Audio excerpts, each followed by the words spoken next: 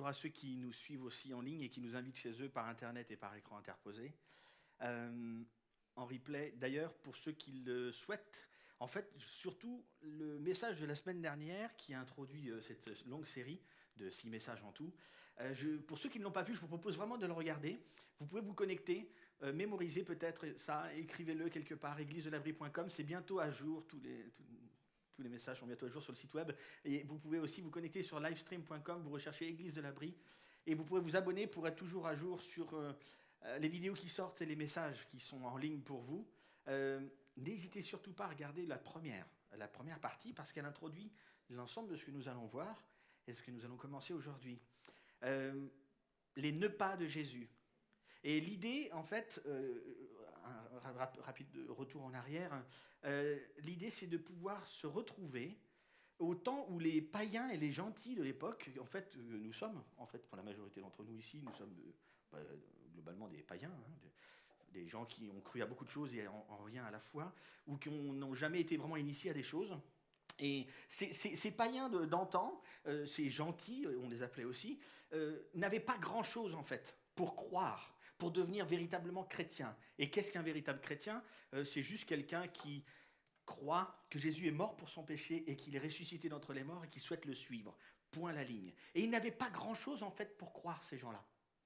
Il leur restait uniquement quoi ? Le fait de croire en ce qu'ils avaient vraiment vu, ou ce que les autres avaient vu, que Jésus était bien mort et ressuscité d'entre les morts. Ils croyaient en ça, et qu'est-ce qu'il leur restait en plus de ça ?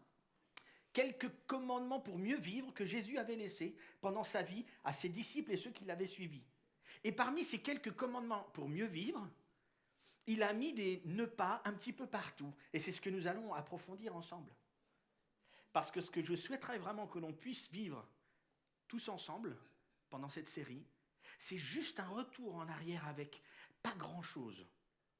Ils n'avaient pas plein d'écrits. Ils n'avaient pas, ces païens, ils n'avaient pas cette Torah qu'on appelle aujourd'hui, qui est une partie de notre Ancien Testament. Ils n'avaient pas ces écrits-là. Ils n'avaient pas ces prophéties qui disaient qu'ils avaient peut-être entendu des trucs comme ça, mais ils n'avaient rien. Et si on retournait à ça, à ce cœur-là, parce que quelque part, c'est ce que Jésus nous demande. Retournons juste à croire en cet événement incroyable, et on ne va pas faire de la science pour expliquer la résurrection, toutes ces choses. On va rester sur des faits historiques. Juste ça et les quelques commandements pour mieux vivre que Jésus nous a laissés, avec ces quelques ne pas qu'il nous a laissés. Et aujourd'hui, on va approfondir ces choses parce que on va plonger dans le premier, ne pas, et on va voir qu'il y a 5 idées majeures pendant cette série. Et honnêtement, quand on lit les quelques ne pas qui sont affichés comme une manifestation que Jésus fait, je souhaite que... c'est un peu la manifestation que Dieu fait. Et quand on les lit, honnêtement, on se dit, c'est quand même pas mal irréaliste. Je trouve. Et surtout, avant cette résurrection. Et le premier dans lequel nous allons plonger aujourd'hui, c'est « N'aie pas peur ». Les grands ont eu peur. Voilà. N'aie pas peur. Mais quel conseil incroyable. N'aie pas peur. N'ayez pas peur. N'aie pas de crainte. Ne sois pas effrayé, n'aie pas peur. Vous comprenez l'idée, ça va ? Vous savez, c'est ce que parfois nos mamans nous disent ou nous disaient. N'aie pas peur. Ne te réveille pas dans la nuit parce qu'en fait, tu me déranges juste dans mon sommeil. Mais ça, je ne peux pas te dire cette partie. N'aie pas peur. C'est cette idée-là. Moi, je trouve que quelque part, est-ce que c'est vraiment un véritable conseil d'ami que de dire à quelqu'un « n'aie pas peur » ? Ça m'appartient d'avoir peur ou pas, non ? C'est facile de dire « n'aie pas peur ». Écoute, oui, d'accord. J'ai plus peur. Tu me l'as dit, j'ai pas peur. C'est un conseil qui est un peu étrange. C'est un peu irréaliste comme proposition.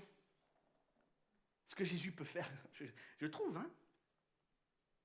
Et pourquoi il fait ça ? Vous savez, aujourd'hui, on va aborder plusieurs histoires. On va naviguer dans le Nouveau Testament, qui compose les livres les plus récents de ce que l'on a dans la Bible. Et on va aborder l'évangile de Matthieu. On va regarder dans l'évangile de Matthieu. Matthieu, c'était un disciple de Jésus qui a suivi Jésus un peu partout. Et il écrivait. Et il mentionne des miracles, il mentionne des histoires, il mentionne des contextes. Et on voit Jésus qui se promène un peu partout avec ses amis qu'il avait choisis. Et plus tous ceux qui ont suivi, qui ont cru, qui sont devenus chrétiens. Et ce qu'on va voir, c'est que ce que Jésus a mis en place là, avec ce conseil de n'aie pas peur, on va se rendre compte d'une chose. Il a lancé un mouvement, Jésus lui-même, qui s'appelle l'Église, la vraie Église, pas le truc institutionnel, machin là. La vraie, la composition, donc l'ensemble des gens qui croient que Jésus est mort pour leurs péchés et ressuscité d'entre les morts. D'accord ? On a compris, je pense que c'est le chrétien, du coup. C'est donc pas une étiquette protestant, évangélique, catholique, orthodoxe ou autre. Le vrai chrétien, c'est ça. Jésus a lancé ce mouvement-là qui va démarrer à partir de sa présence-là avec ses disciples. Et après, on va voir, et c'est ce qu'on lit des fois dans le livre des Actes qui suit les évangiles, où l'Église grandit partout. Et tous ces païens-là qui croient suivent. Et au fur et à mesure que Jésus avance, de plus en plus de gens croient. Parmi eux, il y a aussi des païens qui croient. On va voir plusieurs histoires. La première histoire est très simple. Jésus est en train de parler à ses disciples et il leur dit, chers amis, vous me suivez depuis quelque temps maintenant, j'aimerais aussi vous envoyer vous-même. J'aimerais que vous puissiez partir pour parler de ce que vous croyez maintenant, de ce que vous avez entendu et vu. J'aimerais que vous en parliez à toutes ces personnes-là, qu'elles puissent, ces personnes aussi se croire et comprendre qui je suis et pourquoi je suis venu.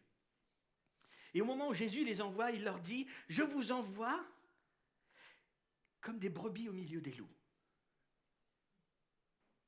C'est une expression qu'on utilise beaucoup dans la langue française, mais qui vient de là. Hein. Je vous envoie comme des brebis au milieu des loups. Et, chers amis, vous allez être parfois insultés. Parfois, vous allez recevoir des coups. Certains mourront peut-être parce qu'ils vont recevoir des pierres à cause de ce que vous allez dire. Ça va être super compliqué. Et c'est dans ce contexte où il leur dit aussi il ne faut pas être juste abruti, hein, il ne dit pas juste allez-y comme ça, réfléchissez pas, non, c'est dans ce contexte où il va dire aussi soyez prudents comme des serpents et purs comme des colombes à la fois. On reviendra sur ce sujet une autre fois. Et dans ce contexte-là, quand il les envoie comme des brebis au milieu des loups, il leur dit n'ayez pas peur. T'as parlé qu'on allait prendre des pierres, non ? On va être insulté. N'ayez pas peur. N'ayez pas peur. Et on arrive dans ce texte. Ne craignez donc pas ceux qui peuvent tuer le corps, mais qui n'ont pas le pouvoir de faire mourir l'âme. Craignez plutôt celui qui peut vous faire périr corps et âme dans l'enfer.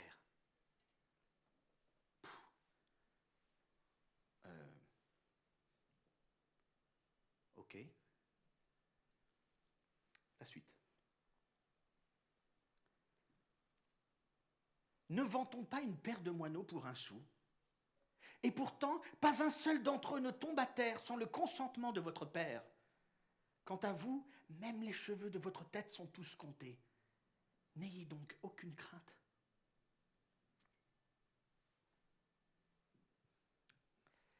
Mais il dit quand même qu'il y a des moineaux qui tombent. Ça fait quand même un peu peur quand même.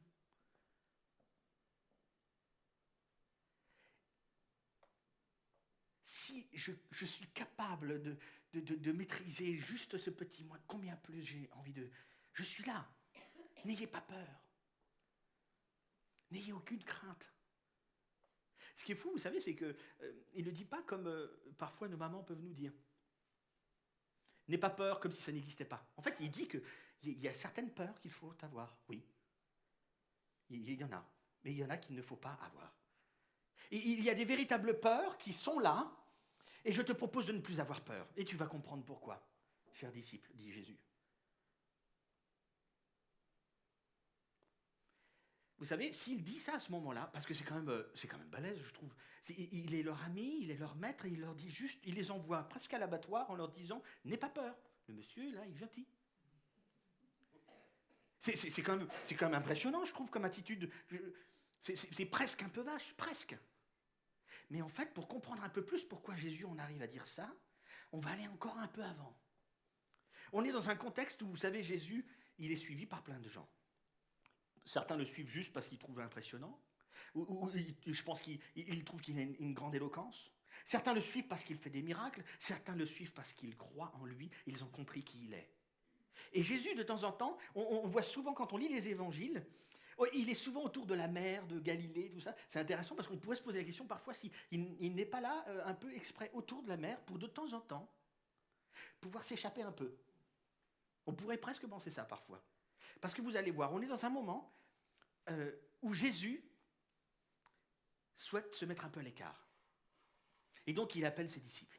Il monta dans une barque et ses disciples le suivirent. On est au bord de la mer. Hein. C'est un lac, mais c'est comme une mer, tellement que c'est grand. Donc il monta dans une barque et voilà. Tout à coup, une grande tempête se leva sur le lac et les vagues passaient par-dessus la barque. Vous vous êtes déjà trouvé dans un tel contexte ? Dans un bateau, tempête, ou un avion qui... C'est sympa ça. Tout le monde est bien. Moi, ça me rappelle une histoire à chaque fois que j'ai lu ça, j'ai lu ce texte pas mal de fois, et je repense toujours à mes parents. Ils étaient en vacances, tous les deux en amoureux, il y a longtemps, et ils ont pris le ferry. Je pense que c'était la première fois qu'ils prenaient un overspeed, là, le truc qui va très vite. Et en fait, c'était une tempête de dingue. Tout le monde vomissait. Le personnel navigant, on dit aussi personnel navigant dans le bateau, je pense. Oui, bah, il navigue. Ouais. Le personnel navigant du bateau aussi vomissait. Enfin, vous imaginez un peu le sympa. Et ma mère m'a toujours fait rire parce qu'elle disait, et par la fenêtre, on voyait qu'il y avait un feu d'artifice au loin. Comme ça. Pendant qu'on était tous malades. Et au bout d'un moment, elle a compris, en fait, parce que quelqu'un lui a expliqué que c'était le phare qui montait, qui redescendait.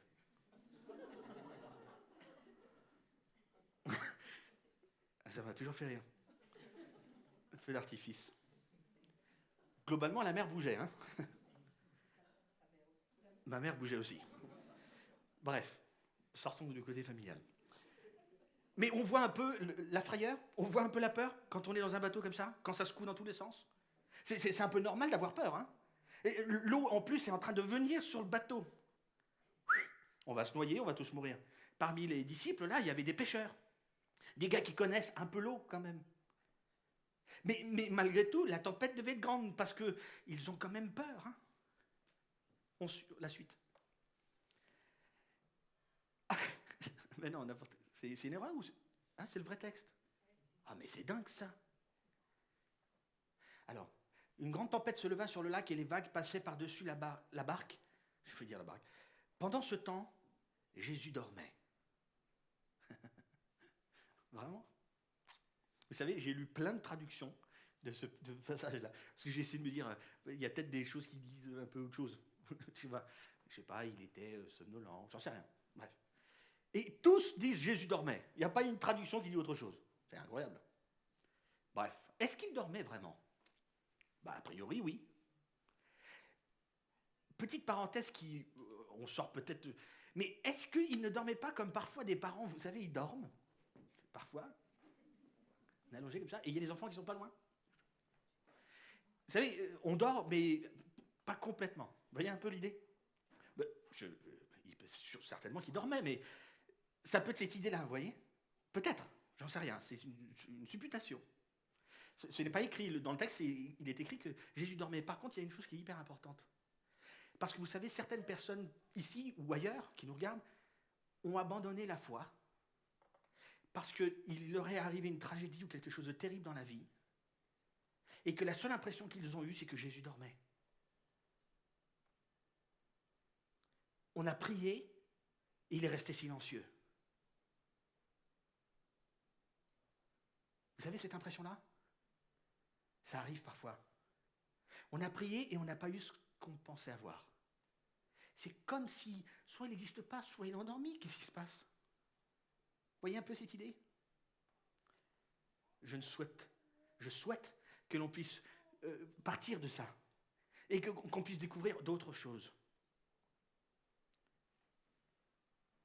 Mais c'est important de souligner. Jésus dormait. Les disciples s'approchèrent de lui et le réveillèrent en criant « Seigneur, sauve-nous, nous sommes perdus !» Ils sont pécheurs et tout. Hein. pourquoi avez-vous si peur? Leur dit-il, votre foi est bien petite. Sympa. On a peur quand même. Il y a de l'eau, tout le monde va se noyer. Pourquoi avez-vous peur? Alors il se leva, parla sévèrement au vent et au lac, et il se fit un grand calme. Saisis d'étonnement, ceux qui étaient présents disaient, quel est donc cet homme pour que même les vents et le lac lui obéissent? Ça transmet une partie de ce qui se passe à ce moment-là, parce que vous savez ce qui se passe? Il y a l'évangile de Marc, c'est un deuxième évangile. Marc n'était pas un disciple parmi les 12, mais il a suivi plus tard. Il était certainement derrière Pierre, beaucoup, l'apôtre Pierre. Pierre qui, lui, était dans la barque. Marc, il écrit, à la fin de ce même passage, il écrit ça. Ils furent saisis d'une grande crainte. Dans d'autres traductions, si on était extrêmement littéral, quand on lit dans le texte un peu original, ils étaient apeurés d'une grande peur. Globalement, ils avaient les jetons. Mais ce qui est intéressant, c'est que cette peur-là vient après que Jésus ait parlé au lac et au vent.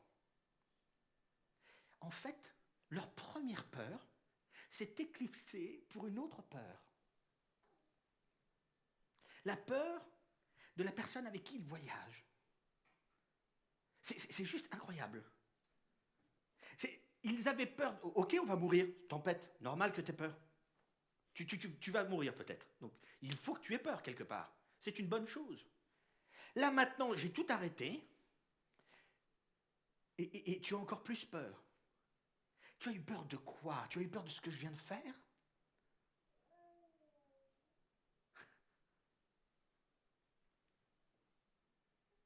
C'est le monde à l'envers ou...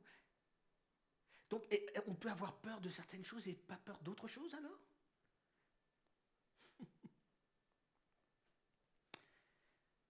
C'est exactement ce que leur dit Jésus. C'est exactement ce qu'il leur dit. C'est normal que nous ayons peur d'une tempête parce qu'elle nous tombe dessus. C'est un peu normal, mais en même temps, là, je suis là maintenant, je calme tout. Pourquoi tu as peur maintenant? De quoi as-tu peur? Quelque part, il est en train de nous pousser à penser beaucoup de choses, vous savez. C'est que n'aie pas peur de la maladie. N'aie pas peur de la tempête. N'aie pas peur de l'empire de Rome qui est en train de vous oppresser ou qui va le faire. N'aie pas peur de tout ça. N'aie pas peur de certaines personnes. Il faut plutôt que tu aies peur de celui qui peut toucher à ton âme, à ton futur, à ton avenir, et pas juste à ton corps. Jésus continue. Un peu plus loin, Jésus enseigne encore, et il va prendre encore une pause. Au niveau, vous savez, il y a un moment où Jésus dit « J'aimerais que vous puissiez distribuer à manger à tout le monde ». Mais on ne peut pas. Ils sont, je ne sais pas combien de milliers. Je vais prier, vous allez distribuer à manger pour tout le monde. Il prie, et les disciples donnent à manger à 5000 hommes. Et on a réussi, c'est hallucinant. Après ce moment-là, Jésus veut prendre une pause encore une fois. Vous allez voir, on est encore au bord de la mer. Aussitôt après, Jésus pressa ses disciples de remonter dans la barque pour qu'ils le précèdent de l'autre côté du lac pendant qu'il renverrait la foule. Juste un instant. Donc là, on est un peu plus loin, 14. Avant, on était 10, 8, 10. Oui. La première fois que c'était dans une barque, c'était chapitre 8. Maintenant, ici, Jésus pressa, c'est marrant, pressa ses disciples de remonter dans la barque. Non, c'est pas drôle? Moi, je trouve ça drôle. Parce que j'imagine, la barque, Jésus, ensemble, pour les disciples, ça doit faire... Non, on imagine le contexte. J'imagine Jésus, allez, on y va. Et j'imagine les apôtres, mais c'est juste imaginer, hein. Mais Pierre et tout, vas-y André, tu commences, vas-y premier s'il te plaît. Jean, vas-y. Ça doit être drôle. Enfin bref. En tout cas, il les pressa dans la barque. Et il leur dit, les amis, je vous laisse parce que je vais renvoyer la foule. On enchaîne. Quand tout le monde se fut dispersé, il gravit une colline pour prier à l'écart. À la tombée de la nuit, il était là, tout seul. Pendant ce temps, À plusieurs centaines de mètres au large, la barque luttait péniblement contre les vagues car le vent était contraire. Il ne s'agit plus d'une tempête, on est juste, c'est compliqué d'avancer. Vers la fin de la nuit, Jésus se dirigea vers ses disciples en marchant sur les eaux du lac. Quand ils le virent marcher sur l'eau, ils furent pris de panique. « C'est un fantôme !» dirent-ils. Et ils se mirent à pousser des cris de frayeur. Toute la journée, ils ont dû ramer, parce que c'est la fin de la nuit, là. Sueur, fatigue, ils doivent être vidés, les gars. Hein. Encore la barque et Jésus, c'est quand même compliqué. Hein. Et là, c'est drôle. C'est ta faute. C'est pas un Ghostbuster. C'est vraiment dans l'évangile. Hein, pour les plus vieux.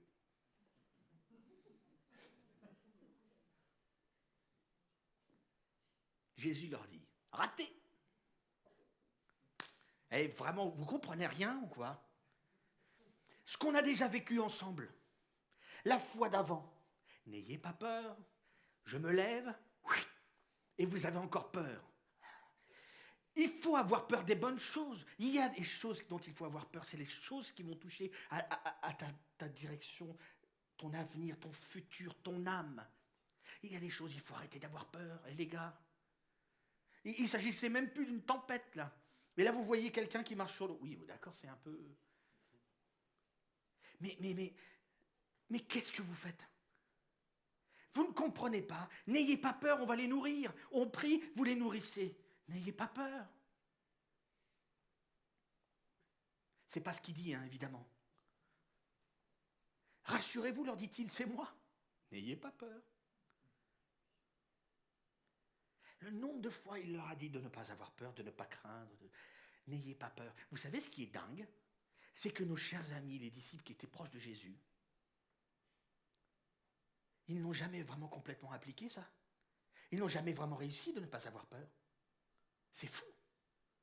Pendant tout ce temps, avec toutes ces expériences incroyables, où Jésus fait des choses incroyables pour les rassurer, ils ont encore peur.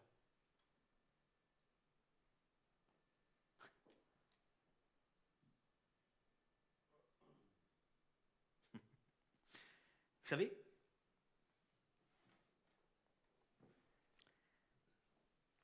il faut avoir peur de certaines choses, dit Jésus. Ayez peur de celui qui peut toucher à votre âme.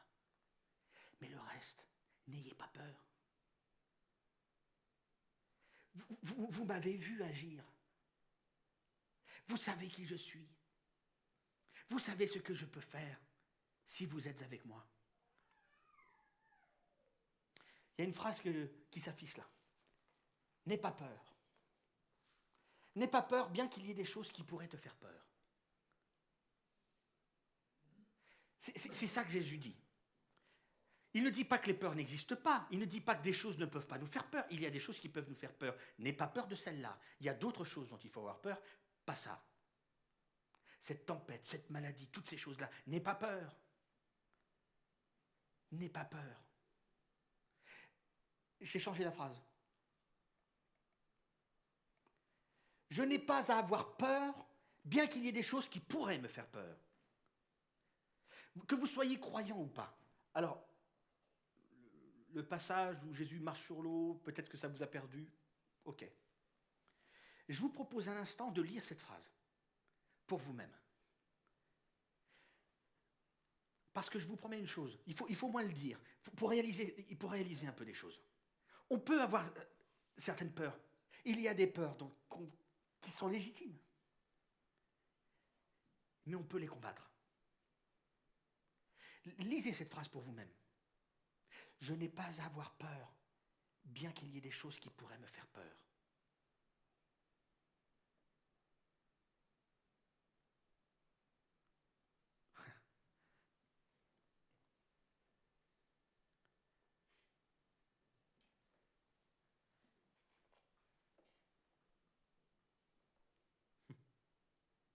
Vous savez, les disciples, ils n'y arrivaient pas. Ils n'ont jamais pu y arriver. Donc, répéter cette phrase 150 fois, méthode Coué ou je ne sais pas quoi, ça ne marchera jamais. Vous savez pourquoi? Vous savez ce qui a dû se passer? Parce qu'après que Jésus soit mort et ressuscité, ce mouvement a commencé. Et vous savez que là, quand on lit après ce livre, dans le livre des Actes, on voit des apôtres qui n'ont aucune peur. C'est incroyable. Vous les voyez évoluer, avancer, ils n'ont pas peur de rien. Ils n'ont pas peur d'être emprisonnés, d'être torturés, d'être tués même pour certains. Ils n'ont pas peur. Vous savez pourquoi? Vous savez ce qui s'est passé? Il est ressuscité. On en a parlé la semaine dernière. Leur maître est revenu de la mort. Vous savez que la mort, c'est juste la chose qui fait le plus peur. C'est l'une des choses, ou si ce n'est pas la chose, qui fait le plus peur. La mort. C'est terrible la mort. On déteste la mort, elle nous fait vomir, elle nous attriste, elle nous fait du mal à ceux qui restent, ceux qui la voient en face.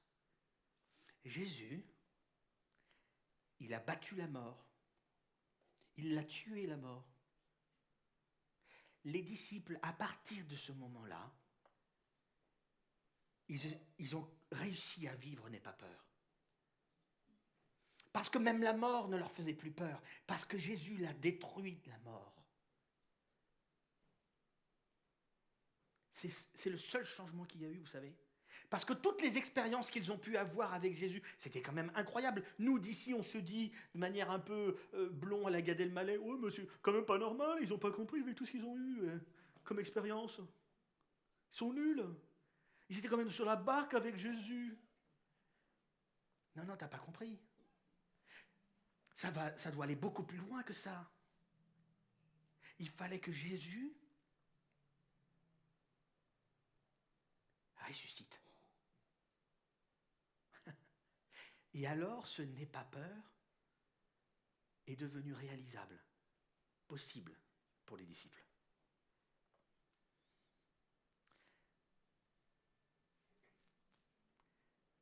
Ceux qui ont vu le film Gladiateur, un vieux film maintenant, je pense, l'empereur Marc Aurèle, c'est un empereur qui a existé, et il apparaît dans ce film.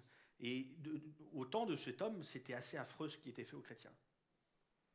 Ce qui était fait à beaucoup de gens, mais aux chrétiens, c'était assez affreux. Torturés, tués, jetés avec les lions, les jeux, etc.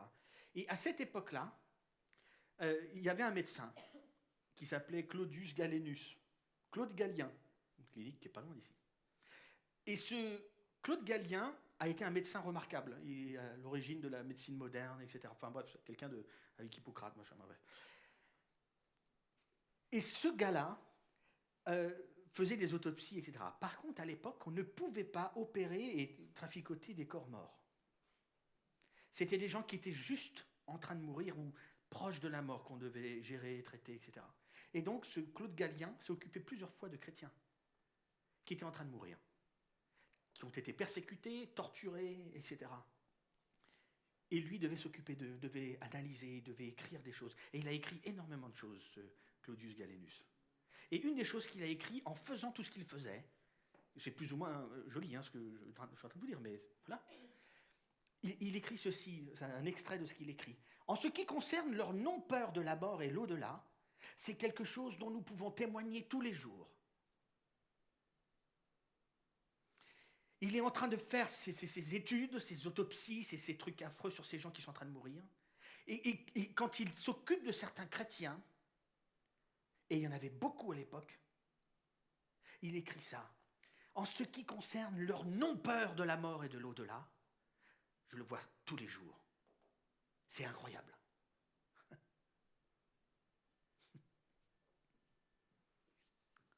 Leur non-peur. J'ai demandé l'autorisation à mon très cher ami David. Sa maman est morte il y a quelques semaines. Sa maman était chrétienne. Une vraie. Elle n'avait pas juste une étiquette. Elle croyait vraiment. Vous savez, un truc remarquable. Ma femme l'a visité, ma belle-mère l'a visité, plein d'amis l'ont visité, David m'en a parlé. et plein d'autres gens. Vous savez ce qui était incroyable? D'entendre parler Elvire avant de mourir, juste avant de mourir. Elle n'avait pas peur de ce qui arrivait. Mais tu es en train de mourir, c'est compliqué là, tu es au bout là. Vous savez que le nombre de gens qui m'ont dit qu'ils étaient encouragés quand ils allaient la voir? Pas encouragés de la voir se dépérir, évidemment. Encouragés de l'entendre. Elle a encouragé les gens qui venaient la voir. Face à la mort, elle n'avait pas peur. Vous savez pourquoi? Parce qu'elle croyait en ce Jésus-Christ mort et ressuscité d'entre les morts. C'est quoi la mort maintenant? Elle n'avait pas peur.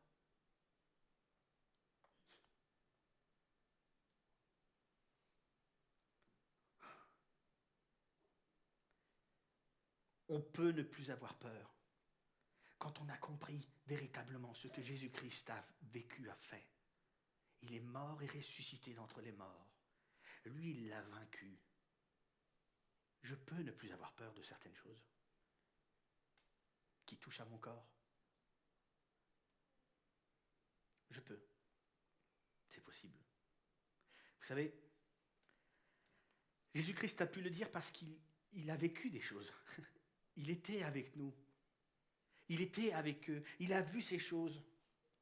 Il peut nous dire ça. Vous savez que quand il dormait, certainement qu'il était un peu là. Quand il les a vus en train de ramer comme des fous furieux dans leur barque, les disciples, il les regardait quelque part. Ils ont dû se dire, mais t'étais là donc? Bon, il était un peu sur l'eau, ok. Mais il était quand même là, il les regardait.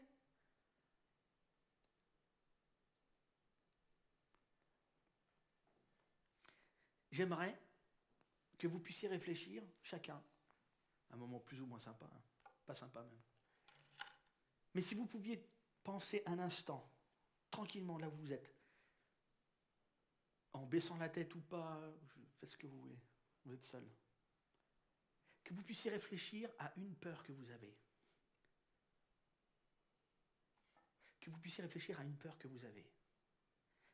Perdre un enfant. Perdre un autre enfant. Votre situation économique. Votre mariage. Peur d'une personne.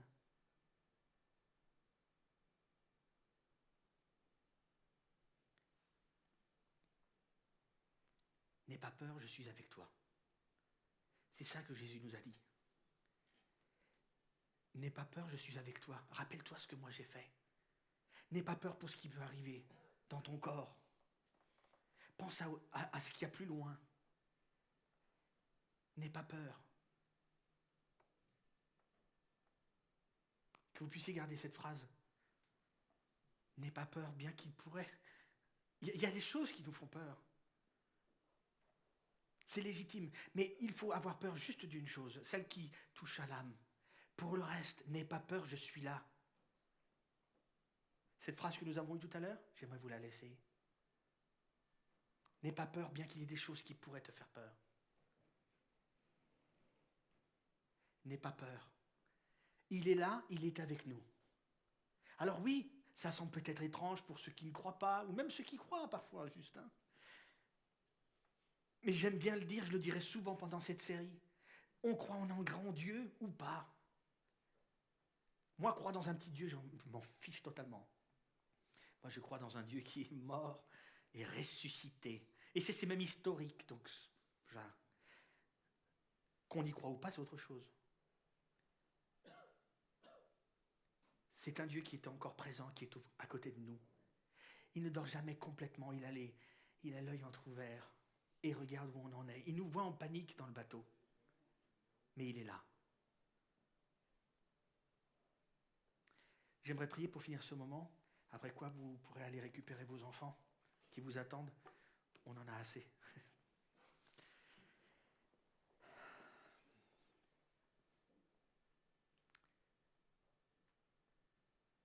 Seigneur mon Dieu,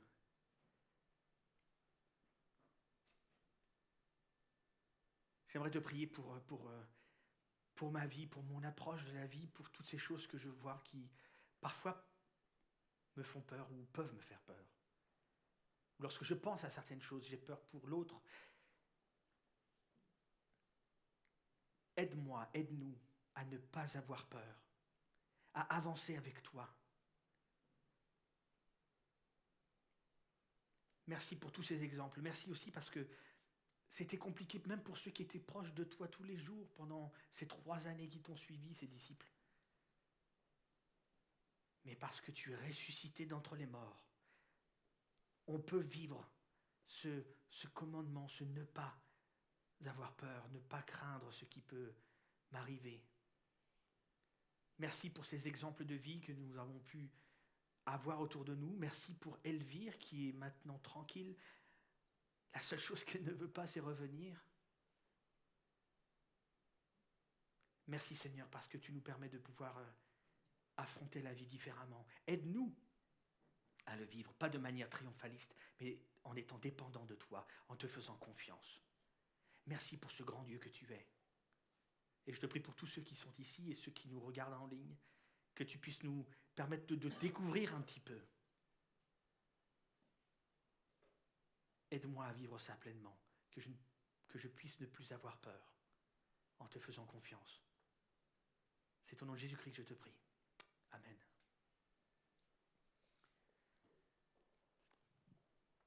Merci à chacun. Vous pouvez récupérer vos enfants. La lumière va revenir. Et bonne fin de journée et bonne semaine à tous.